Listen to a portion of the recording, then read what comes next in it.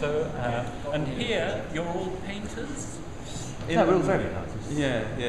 The central thing that unites us is we're part of the movement Intendism that we mentioned to you yesterday. So I'll throw it to you to explain to these people what your movement is. Intentionism.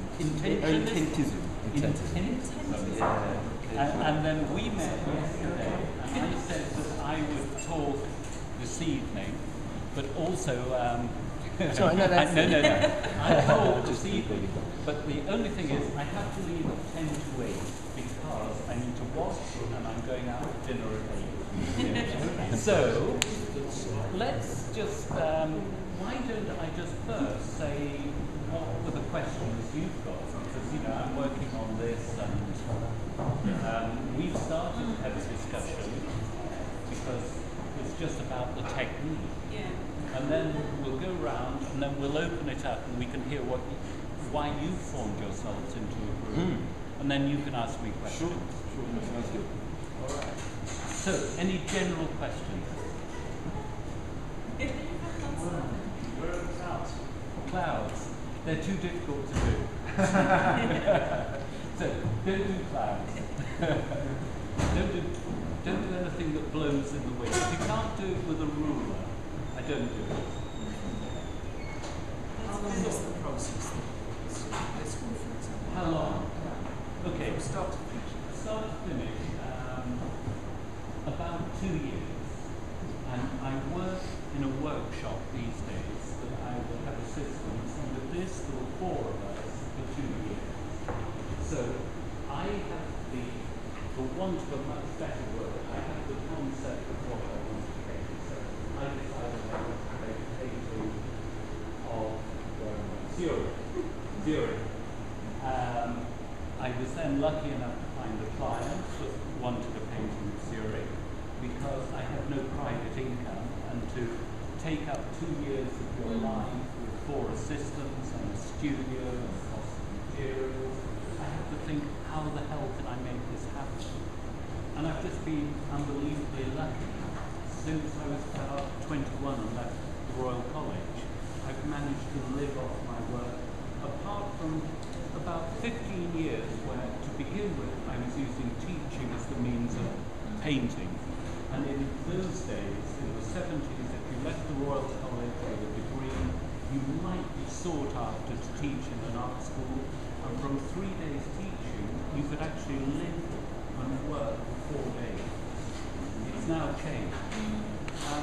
So, going back to this one, 4 of us, 2 years, and the process will be me deciding what we want to paint, me coming up with the view, the picture, and then I will work with others and we will make a drawing.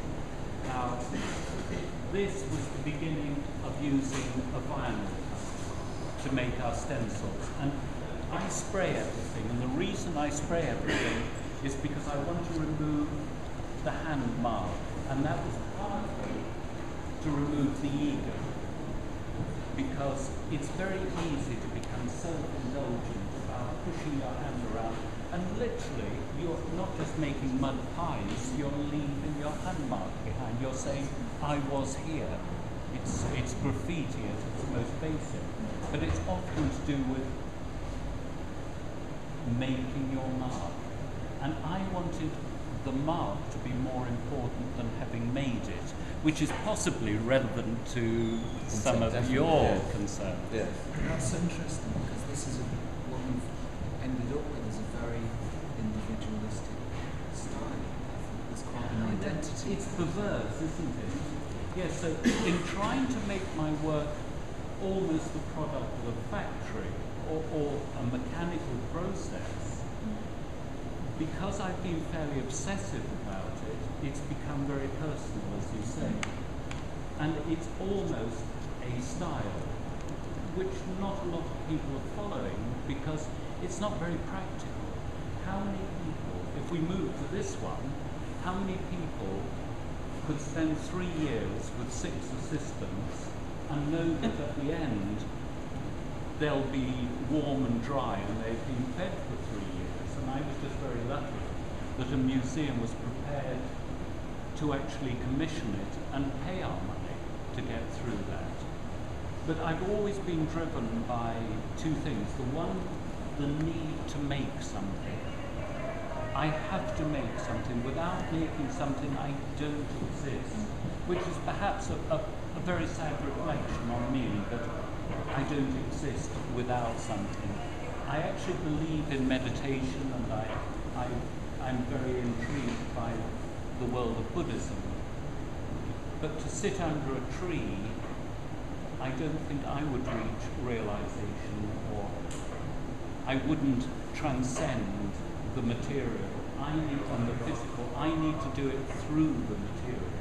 So would you say that by having an original idea Yes. for creating these pieces, these intricate, wonderful pieces, the journey from the beginning to the very end when the piece is final, would you say that's the kind of the way you strive towards, the way you create your work? Yes, it's that process that I struggle and strive to make. And how important is that process to you then? That's everything. Yeah. The end work is of So, very creation. little interest to me. It's the byproduct of the process, and it's the process that I struggle to acquire.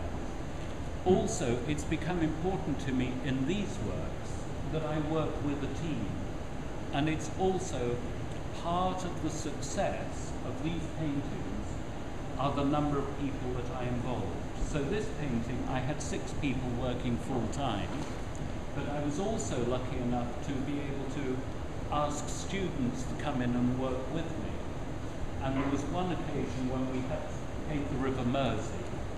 I worked through these stencils, and there were 7 stencils to make up the Mersey, 15 feet wide, 5 meters, and you have to remove all the bits you're going to spray through. We realized that it was 10 days before we went up to Liverpool, and there's no way I could spray an area like that in a museum, because we were doing what we're doing here, working in public. We had 100 days work to do, so we knew we were in trouble. So I got on the phone, I phoned 5 art schools. We got in about 10 people a day to work, and because it was new to them, they worked very slowly. But in 8 days, we did. And what was special is a group of 10 people a day working on either side of a table, totally absorbed in making one object.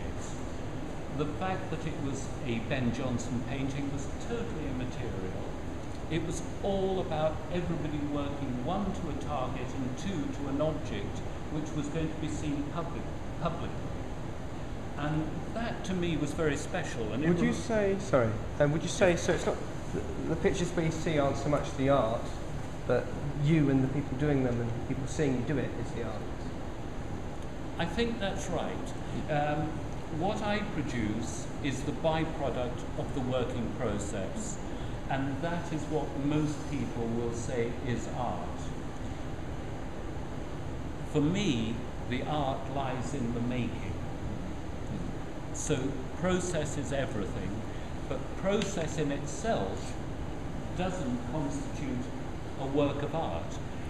Because I spend 3 years with 6 people, or 35 people in the end worked on this, the sheer volume of the work doesn't qualify it to become a piece of art. There are people that can make a piece of art in 1 minute. And I think that that is to do with their own personal talent and the intention of their gesture. And I think that this is an incredible collection within the National Gallery. And I think what one is experiencing most of the time is honesty and intention at its very highest level.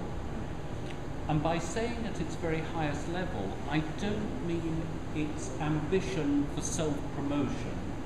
It's an ambition to actually be as basic as possible and touch something, a real raw nerve, to be driven to answer a question that nags at you.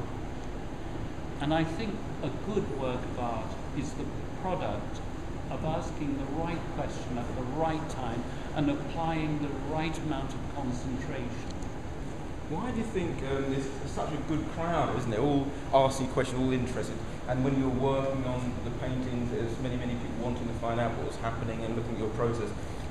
Why do you think that today, and in the past as well, so many people are interested in the mind and the intention of an artist? I remember when I spoke to you yesterday, you mentioned Holbein and the ambassadors and what the skull being kind of elongated, and people are intrigued about what the artist was intending. Why do we still have that desire to find out rather than just by looking at the work and forgetting the artist? Well, I think that sometimes we talk about a genius and we say, aren't they extraordinary? That sums it up for me. Genius is extraordinary. I think what people respond to is the sheer simplicity of any great work of art. It's what we could all do if only we applied ourselves to it. And of course, art is much broader than just painting a picture or writing a piece of music.